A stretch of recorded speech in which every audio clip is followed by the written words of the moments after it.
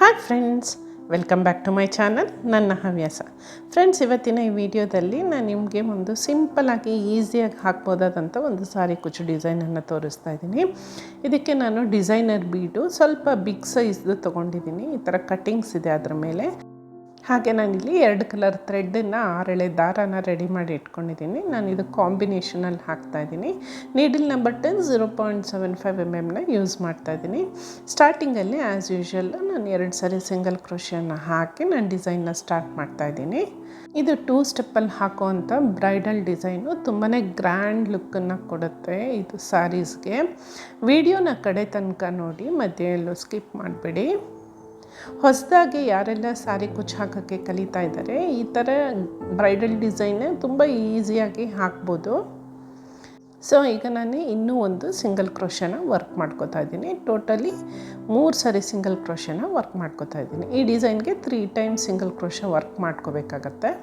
Next ಈಗ ನಾನಿಲ್ಲಿ 3 ಚೈನನ್ನು ಹಾಕ್ಕೊಂಡು ಈ ಥರ ನೀಡಲ್ನ ಸ್ಟ್ರೈಟಾಗಿ ಇಟ್ಕೊಂಡು ನೋಡಬೇಕಾಗತ್ತೆ ಎಲ್ಲಿ ಬರುತ್ತೆ ಅಂತ. ಅಲ್ಲಿಗೆ ನಾವು ನೀಡಲ್ನ ಹಾಕಿ ದಾರನ ಎಳ್ಕೊಂಡು ಬಂದು ಒಂದು ಸರಿ ಲಾಕ್ ಮಾಡ್ಕೋತಾ ಇದ್ದೀನಿ. ಪಕ್ಕದಲ್ಲೇ ಇನ್ನೂ ಒಂದು ಸರಿ ನಾನು ಸಿಂಗಲ್ ಕ್ರೋಶನ ವರ್ಕ್ ಮಾಡ್ಕೋತಾ ಇದ್ದೀನಿ. ಇದು ನಾವು ರಿವರ್ಸ್ ಸೈಡಲ್ಲಿ ನಾವು ಲಾಕ್ ಮಾಡ್ಕೊಳ್ಳೋದಕ್ಕೆ ಬೇಕಾಗತ್ತೆ. ಸೊ ಹಾಗೆ ಈ ಕೆಲವು ಡಿಸೈನ್ಗೆ ನಾವು ಈ ಥರ 2 ಸರಿ ಸಿಂಗಲ್ ಕ್ರೋಶನ ಹಾಕೋಬೇಕಾಗತ್ತೆ. ಈಗ ನಾನು ದಾರಾನ ಸ್ವಲ್ಪ ಮೇಲಕ್ಕೆ ಮಾಡಿಕೊಂಡು ಒಂದು ಬಿಗ್ ಸೈಜ್ ಬೀಡನ್ನ ಇದಕ್ಕೆ ಆ್ಯಡ್ ಮಾಡ್ಕೋತಾ ಇದ್ದೀನಿ. ನಾನಿಲ್ಲಿ ನಾರ್ಮಲ್ ಆಗಿರೋ ಗೋಲ್ಡನ್ನು ಕಟ್ಟಿಂಗ್ಸ್ ಇರೋ ಅಂಥ ಬಿಗ್ ಸೈಜ್ ಬೀಡ್ ಯೂಸ್ ಮಾಡಿದ್ದೀನಿ. ನೀವು ಬೇಕಾದ್ರೆ ಇದೇ ಸೈಜ್ದು ಕ್ರಿಸ್ಟಲ್ ಬೀಡ್ಸು ಅಥವಾ ವೆಲ್ವೆಟ್ ಬೀಡ್ಸು, ಪರ್ಲ್ಸು ಯಾವುದಾದ್ರೂ ಯೂಸ್ ಮಾಡ್ಬೋದು. ಬೀಡನ್ನ ಆ್ಯಡ್ ಮಾಡಿದ್ಮೇಲೆ ಬೀಡ್ ಲಾಕನ್ನು ಮಾಡಿಕೊಂಡು ಬಟ್ಟೆಗೂ ಕೂಡ ಒಂದು ಸರಿ ನಾನು ಲಾಕ್ ಮಾಡ್ಕೋತೀನಿ ಸಿಂಗಲ್ ಕ್ರೋಶ ಹಾಕಿ. ನೆಕ್ಸ್ಟು ನಾನೀಗ ಇಲ್ಲಿ 5 ಚೈನ್ಸನ್ನು ವರ್ಕ್ ಮಾಡ್ಕೋತಾ ಇದ್ದೀನಿ.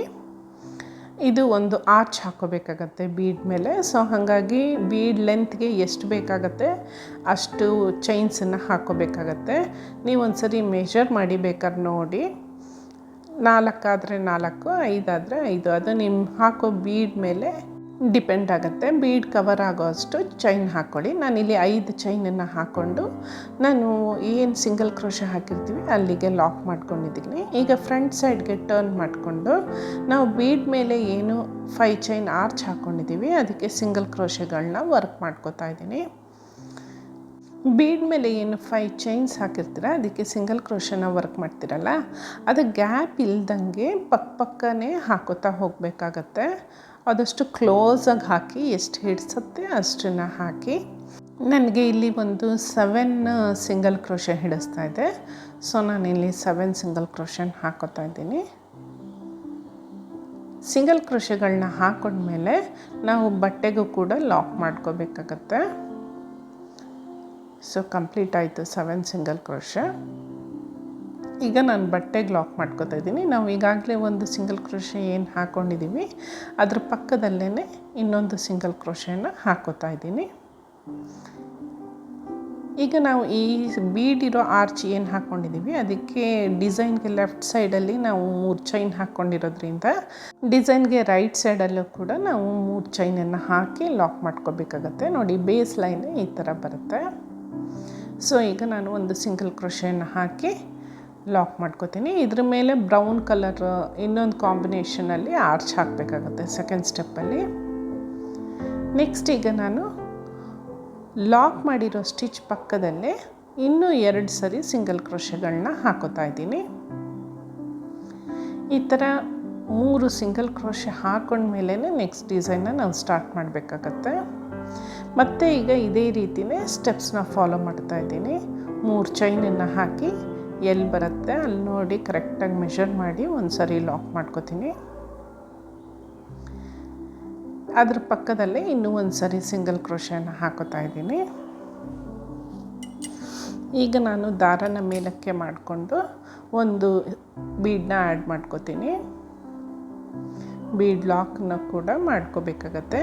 ಫ್ರೆಂಡ್ಸ್, ನಾನಿಲ್ಲಿ ಬೇಸ್ ಲೈನನ್ನು ಫಸ್ಟ್ ಹಾಕೋತಾ ಇರೋದ್ರಿಂದ ಸೊ ಇದು ನೀಟಾಗಿ ಹಾಕೊಂಡಷ್ಟು ನಿಮಗೆ ಮೇನ್ ಡಿಸೈನ್ ತುಂಬ ನೀಟಾಗಿ ಬರುತ್ತೆ.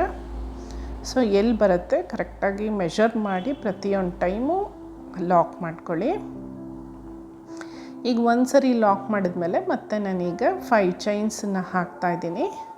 ನಾನು ಬಿಗಿನರ್ಸ್ಗೆ ತುಂಬ ಹೆಲ್ಪ್ ಆಗಲಿ ಅಂತ ಬೇಸ್ ಲೈನಲ್ಲಿ ಇನ್ನೊಂದು ಸರಿ ಡಿಸೈನ್ ಹಾಕೋದನ್ನು ತೋರಿಸ್ತಾ ಇದ್ದೀನಿ. ನನಗೆ ತುಂಬ ಜನ ಬಿಗಿನರ್ಸ್ ಕಾಮೆಂಟ್ ಮಾಡ್ತಾ ಇದ್ದಾರೆ, ಮೇಡಮ್ ಬಿಗಿನರ್ಸ್ ಫ್ರೆಂಡ್ಲಿ ಆಗಿರೋ ಡಿಸೈನನ್ನು ಹೇಳ್ಕೊಡಿ, ಈಸಿಯಾಗಿ ಹಾಕುವಂಥ ಡಿಸೈನ್ನ ತೋರಿಸಿ ಅಂತ. ಸೊ ಕಲಿಯೋವ್ರಿಗೆ ಈಸಿಯಾಗಿ ಅರ್ಥ ಆಗಲಿ ಅಂತ ನಾನು ಇನ್ನೊಂದು ಸರಿ ಸೇಮ್ ಸ್ಟೆಪ್ನ ಹಾಕಿ ತೋರಿಸ್ತಾ ಇದ್ದೀನಿ. ಈಗ ಬಿಗ್ ಬೀಡ್ ಮೇಲೆ ನಾನೀಗ ಏನು 5 ಚೈನ್ ವರ್ಕ್ ಮಾಡ್ಕೊಂಡಿದ್ದೀನಿ, ಅದಕ್ಕೆ ನಾನು 7 ಸಿಂಗಲ್ ಕ್ರೋಶೆಗಳನ್ನ ವರ್ಕ್ ಮಾಡ್ಕೊತಾ ಇದ್ದೀನಿ. ನೀವು ಆ ಚೈನ್ ಗ್ಯಾಪ್ ಕಾಣಿಸ್ದಿರ ಇದ್ದಂಗೆ, ನೀವು 7 ಅಂತಲೇ ಅಲ್ಲ, ಆ ಚೈನ್ ಗ್ಯಾಪ್ ಕಾಣಿಸ್ದಿರ ಇರೋ ಹಾಗೆ ನೀವು ಕಂಪ್ಲೀಟಾಗಿ ಸಿಂಗಲ್ ಕ್ರೋಶೆಗಳನ್ನ ಹಾಕ್ಕೋಬೇಕಾಗತ್ತೆ. ದಾರನ ತುಂಬ ಟೈಟಾಗಿ ಹಿಡ್ಕೊಬೇಡಿ, ಸ್ವಲ್ಪ ಲೂಸಾಗಿ ಇಟ್ಕೊಂಡು ವರ್ಕ್ ಮಾಡಿ, ಆವಾಗ ಫಿನಿಶಿಂಗ್ ನೀಟಾಗಿ ಬರುತ್ತೆ, ಒಂಥರ ಎಳೆದಂಗೆ ಬರೋದಿಲ್ಲ. ಈಗ ನಾನು ಕ್ಲಾತ್ಗೂ ಕೂಡ ಒಂದು ಸರಿ ಲಾಕ್ ಮಾಡು, ಲೆಫ್ಟ್ ಸೈಡಲ್ಲಿ 3 ಚೈನ್ ಹಾಕಿರೋದ್ರಿಂದ ರೈಟ್ ಸೈಡಲ್ಲೂ ಕೂಡ 3 ಚೈನ್ನ ಹಾಕೋತೀನಿ. ಈ ಥರ ಲಾಕ್ ಮಾಡ್ಕೊಂಡ್ಮೇಲೆ ನೋಡಿ, ಈ ಸ್ಟೆಪ್ಸ್ ಏನಾಗುತ್ತೆ ಅದು ಒಂದು ಆರ್ಚ್ಗೆ ಕಂಪ್ಲೀಟ್ ಆಗುತ್ತೆ. ನಾನೀಗ 2 ಆರ್ಚ್ ಹಾಕೋದನ್ನು ಬೇಸ್ ಲೈನು ತೋರಿಸಿದ್ದೀನಿ. ಮತ್ತು ಈಗ ನಾನು 3 ಸಿಂಗಲ್ ಕ್ರೋಶೆಗಳನ್ನ ಹಾಕ್ಕೊಂಡು 3rd ಆರ್ಚ್ಗೆ ರೆಡಿ ಮಾಡ್ಕೋಬೇಕು. ನೋಡಿ ಇನ್ನೊಂದು ಸರಿ ರಿಪೀಟ್ ಮಾಡ್ತೀನಿ. ಸ್ಟಾರ್ಟಿಂಗಲ್ಲಿ 3 ಸರಿ ಸಿಂಗಲ್ ಕ್ರೋಶೆ ಹಾಕ್ಕೊಂಡು 3 ಚೈನ್ ಹಾಕಿ ಲಾಕ್ ಮಾಡ್ಕೊಂಡಿದ್ದೀನಿ. 2 ಸರಿ ಸಿಂಗಲ್ ಕ್ರೋಶೆ ಹಾಕಿ ಆಮೇಲೆ ಒಂದು ಬಿಗ್ ಬೀಡನ್ನ ಆ್ಯಡ್ ಮಾಡಿ ಬೀಡ್ ಲಾಕನ್ನು ಮಾಡಿಕೊಂಡು ಅದಕ್ಕೆ 5 ಚೈನ್ಸನ್ನು ಹಾಕಿ ಒಂದು ಆರ್ಚನ್ನ ಹಾಕ್ಕೊಂಡು ಅದಕ್ಕೆ 7 ಸಿಂಗಲ್ ಕ್ರೋಶೆನ ವರ್ಕ್ ಮಾಡಿದ್ದೀನಿ. ಮತ್ತು ಕ್ಲಾತಿಗೆ ಲಾಕ್ ಮಾಡಿಕೊಂಡು 3 ಚೈನನ್ನು ಹಾಕಿ ಮತ್ತೆ 3 ಸಿಂಗಲ್ ಕ್ರೋಶೆನ ಹಾಕ್ಕೊಂಡಿದ್ದೀನಿ. ಸೆಕೆಂಡ್ ಡಿಸೈನ್ಗೂ ಸೇಮ್ ಸ್ಟೆಪ್ಸ್ನ ನಾನಿಲ್ಲಿ ರಿಪೀಟ್ ಮಾಡಿದ್ದೀನಿ. ಸೊ ಇದೇ ರೀತಿ ನಾನು ಎಂಡ್ವರೆಗೂ ನಿಮಗೆ ಹಾಕಿ ತೋರಿಸ್ತೀನಿ. ನೋಡಿ ಬೇಸ್ ಲೈನು ಈ ಥರ ಬರುತ್ತೆ. ಈಕ್ವಲ್ ಡಿಸ್ಟೆನ್ಸ್ ನಾವು ಮೇಂಟೈನ್ ಮಾಡಿ ಹಾಕೋದ್ರಿಂದ ಬೇಸ್ ಲೈನು ಫಿನಿಶಿಂಗ್ ತುಂಬ ಚೆನ್ನಾಗಿ ಬರುತ್ತೆ. ನಿಮಗೆ ಬೇಸ್ ಲೈನು ಕರೆಕ್ಟಾಗಿ ಬಂದರೆ ಮೇನ್ ಡಿಸೈನು ಕೂಡ ತುಂಬ ನೀಟಾಗಿ ಫಿನಿಶಿಂಗ್ ಬರುತ್ತೆ. ಈಗ ನಾನು ಸೆಕೆಂಡ್ ಸ್ಟೆಪ್ನ ಸ್ಟಾರ್ಟ್ ಮಾಡ್ತಾಯಿದ್ದೀನಿ. ಇದಕ್ಕೆ ನಾನು ಕಾಂಟ್ರಾಸ್ಟ್ ಕಲರ್ ಮರೂನ್ ಕಲರ್ ತೊಗೊಂಡಿದ್ದೀನಿ. ಇದು ಆ್ಯಕ್ಚುಲಿ ಬೇಜ್ ಮತ್ತು ಮರೂನ್ ಕಲರ್ ಕಾಂಟ್ರಾಸ್ಟು. ಸೊ ಈಗ ಸ್ಟಾರ್ಟಿಂಗಲ್ಲಿ ಒಂದು ಸಿಂಗಲ್ ಕ್ರೋಶೆಯನ್ನು ಹಾಕೋತೀನಿ. ಅದ್ರ ಪಕ್ಕ ಇರುವಂಥ ಸಿಂಗಲ್ ಕ್ರೋಶೆಯಲ್ಲಿ ಇನ್ನೊಂದು ಸಿಂಗಲ್ ಕ್ರೋಶೆಯನ್ನು ನಾನೀಗ ಹಾಕೋತಾ ಇದ್ದೀನಿ.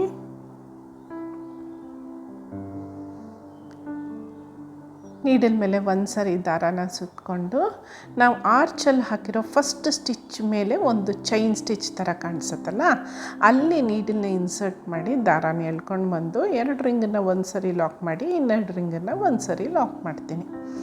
ಸೊ ಈಗ ಒಂದು ಡಬಲ್ ಕ್ರೋಶೆ ಅಂತ ಹೇಳ್ತೀವಿ, ಅದನ್ನು ಡಬಲ್ ಕ್ರೋಶೆ ಹಾಕೊಂಡ್ಮೇಲೆ ದಾರಾನ ಮೇಲ್ ಮಾಡಿ ಒಂದು ಸ್ಮಾಲ್ ಬೀಡನ್ನ ಇದಕ್ಕೆ ಆ್ಯಡ್ ಮಾಡ್ಕೊತಾ ಇದ್ದೀನಿ.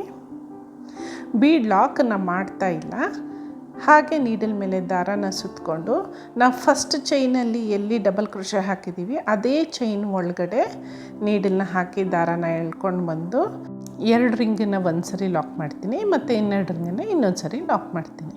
ಇದು ಒಂದು ಪೆಟಲ್ ಕಂಪ್ಲೀಟ್ ಆಗುತ್ತೆ. ನೆಕ್ಸ್ಟ್ ಈಗ ನೀಡಲ್ ಮೇಲೆ ದಾರಾನ ಸುತ್ತಕೊಂಡು ಸೆಕೆಂಡ್ ಚೈನ್ ಒಳಗಡೆ ನೀಡಲ್ನ ಹಾಕಿ ದಾರಾನ ಎಳ್ಕೊಂಡು ಬಂದು ಒಂದು ಡಬಲ್ ಕ್ರೋಶೆಯನ್ನು ವರ್ಕ್ ಮಾಡ್ಕೊತೀನಿ.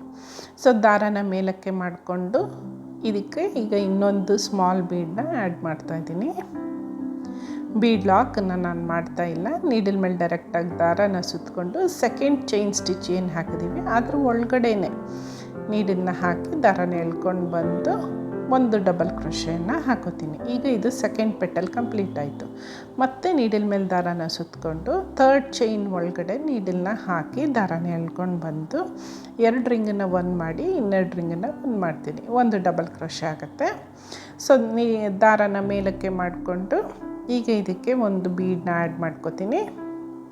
ಬೀಡ್ ಲಾಕ್ ಏನು ಮಾಡೋ ಅವಶ್ಯಕತೆ ಇಲ್ಲ, ಡೈರೆಕ್ಟಾಗಿ ನೀಡಲ್ ಮೇಲೆ ದಾರಾನ ಸುತ್ತಕೊಂಡು ಸೇಮ್ 3rd ಚೈನ್ ಒಳಗಡೆ ನಾವು ಫಸ್ಟ್ ಎಲ್ಲಿ ಹಾಕಿರ್ತೀವಿ ಅದೇ ಜಾಗದಲ್ಲೇ ನೀಡಲ್ನ ಹಾಕಿ ದಾರಾನ ಎಳ್ಕೊಂಡು ಬಂದು 2 ರಿಂಗನ್ನ ಒಂದು ಸರಿ ಲಾಕ್ ಮಾಡಿ 2 ರಿಂಗನ್ನ ಒಂದು ಸರಿ ಲಾಕ್ ಮಾಡಬೇಕು. ಸೊ ಇವಾಗ 3 ಪೆಟಲ್ಸ್ ಆಗಿದೆ. ಇದೇ ರೀತಿ ನಾನು 7 ಪೆಟಲ್ಸ್ನ ವರ್ಕ್ ಮಾಡ್ಕೋತೀನಿ. ಲಾಸ್ಟ್ 7th ಚೈನಲ್ಲಿ ನಾನು ವರ್ಕ್ ಮಾಡ್ತಾಯಿದ್ದೀನಿ. ಫಸ್ಟ್ ಒಂದು ಡಬಲ್ ಕ್ರೋಶೆನ ಹಾಕೋತೀನಿ, ನೆಕ್ಸ್ಟ್ ಈಗ ಒಂದು ಬೀಡನ್ನ ಆ್ಯಡ್ ಮಾಡಿ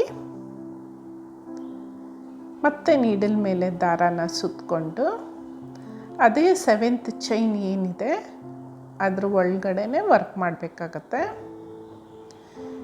ನೋಡಿ, ನೀಡಲ್ ಮೇಲೆ ದಾರಾನ ಸುತ್ತಕೊಂಡು 7th ಚೈನ್ ಒಳಗಡೆನೆ ನೀಡಲ್ನ ಹಾಕಿ ದಾರಾನ ಎಳ್ಕೊಂಡು ಬಂದು 2 ರಿಂಗನ್ನು ಒಂದು ಸರಿ ಲಾಕ್ ಮಾಡ್ತೀನಿ, ಇನ್ನೆರಡು ರಿಂಗನ್ನು ಇನ್ನೊಂದು ಸರಿ ಲಾಕ್ ಮಾಡ್ತೀನಿ. ಇದು ಒಂದು ಡಬಲ್ ಕ್ರೋಶೆ ಆಗುತ್ತೆ. ಸೊ ಟೋಟಲಿ ಇಲ್ಲಿ ನಾವು 7 ಬೀಡ್ಗೂ ಕೂಡ 2 ಡಬಲ್ ಕ್ರೋಶೆ ಮಧ್ಯೆ ಒಂದು ಬೀಡನ್ನು ಇನ್ಸರ್ಟ್ ಮಾಡಿಕೊಂಡು ವರ್ಕ್ ಮಾಡ್ಕೊಂಡಿದ್ದೀನಿ.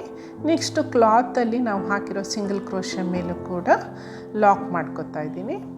ಪಕ್ಕದಲ್ಲಿ ಇನ್ನೂ ಒಂದು ಸರಿ ಸಿಂಗಲ್ ಕ್ರೋಶೆಯನ್ನು ಹಾಕ್ತೀನಿ, ಅದ್ರ ಪಕ್ಕದಲ್ಲಿ ಇನ್ನೂ ಒಂದು ಸಿಂಗಲ್ ಕ್ರೋಶೆಯನ್ನು ಹಾಕ್ತಾಯಿದ್ದೀನಿ.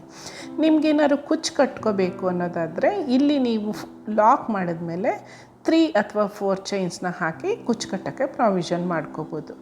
ಡಿಸೈನ್ ಕಂಪ್ಲೀಟ್ ಆದಮೇಲೆ ನೋಡಿ ಈ ಥರ ಕಾಣಿಸುತ್ತೆ. ನಾನು ಸೇಮ್ ಸ್ಟೆಪ್ಸ್ನ ರಿಪೀಟ್ ಮಾಡ್ತಾಯಿದ್ದೀನಿ ಎಂಡ್ವರೆಗೂ. ಇದು 2 ಕಲರ್ ಕಾಂಬಿನೇಷನ್ನಲ್ಲಿ ಹಾಕಿರುವಂಥ ಬ್ರೈಡಲ್ ಕುಚ್ಚು ಡಿಸೈನು ತುಂಬಾ ಗ್ರ್ಯಾಂಡಾಗಿ ಕಾಣಿಸುತ್ತೆ.